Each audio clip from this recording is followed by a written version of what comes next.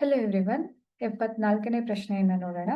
ಒಂದು ವಸ್ತುವನ್ನು ಪೀನಮಸೂರದ ಈ ಕೆಳಗಿನ ಸ್ಥಾನಗಳಲ್ಲಿ ಇಟ್ಟಾಗ ಉಂಟಾಗುವ ಪ್ರತಿಬಿಂಬದ ರೇಖಾಚಿತ್ರವನ್ನು ಬರೆಯಿರಿ. ಮೊದಲನೆಯದು ಪ್ರಧಾನ ಸಂಗಮ F1 ನಲ್ಲಿ. F1 ನಲ್ಲಿ ಇಟ್ಟಾಗ ಆ ಒಂದು F1 ಅಂದ್ರೆ ಪ್ರಧಾನ ಸಂಗಮದಲ್ಲಿ ವಸ್ತುವನ್ನ ಇಟ್ಟಾಗ ಏನಾಗತ್ತೆ, ಅದರಿಂದ ಹೊರಟಂತಹ ಒಂದು ರೇಖೆ ಸಮಾಂತರ ಅಂದ್ರೆ ಪ್ರಧಾನ ಅಕ್ಷಕ್ಕೆ ಸಮಾಂತರವಾದಂತಹ ರೇಖೆ ಪೀನಮಸೂರದ ಮೇಲೆ ಬಿದ್ದು ವಕ್ರೀಭವನವನ್ನ ಹೊಂದಿ ಪ್ರಧಾನ ಸಂಗಮ F2 ನ ಮೂಲಕ ಪಾಸ್ ಆಗತ್ತೆ.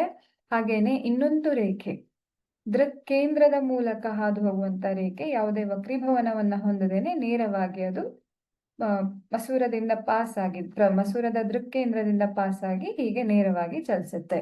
ಸೊ ನಾವಿಲ್ಲಿ ಚಿತ್ರವನ್ನ ಗಮನಿಸಿದ್ರೆ ಈ ಎರಡು ರೇಖೆಗಳು ಒಂದು ರೀತಿ ಸಮಾಂತರ ರೇಖೆಗಳ ರೀತಿಯಲ್ಲಿ ಕಾಣಿಸ್ತಾ ಇದೆ. ಹಾಗಾಗಿ ಇಲ್ಲಿ ಯಾವುದೇ ಪ್ರತಿಬಿಂಬ ನಮಗೆ ಇಲ್ಲಿ F1 ಅಥವಾ F2 ನ ಬಳಿ ಯಾವುದೇ ಪ್ರತಿಬಿಂಬ ನಮಗೆ ಕಾಣಿಸೋದಿಲ್ಲ.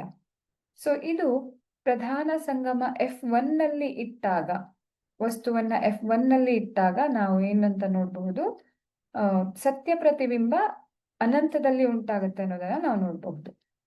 ಹಾಗೆ 2F ನಿಂದ ಹೊರಗೆ ಇಟ್ಟಾಗ ಅಂತ ಕೇಳಿದ್ದಾರೆ. ಸೊ ಇಲ್ಲಿ 2F ಗಿಂತನೂ ಇನ್ನು ಹಿಂದೆ ವಸ್ತುವನ್ನ ಇಟ್ಟಾಗ ಅದರಿಂದ ಹೊರಟಂತಹ ಸರಳ ರೇಖೆ ಸಮಾಂತರ ರೇಖೆ ಪೀನಮಸೂರದ ಮೇಲೆ ಬಿದ್ದು ವಕ್ರೀಭವನವನ್ನ ಹೊಂದಿ ಏನಾಗತ್ತೆ, F2 ಮೂಲಕ ಪಾಸ್ ಆಗಿ ಹೀಗೆ ಬರ್ತಾ ಇದೆ.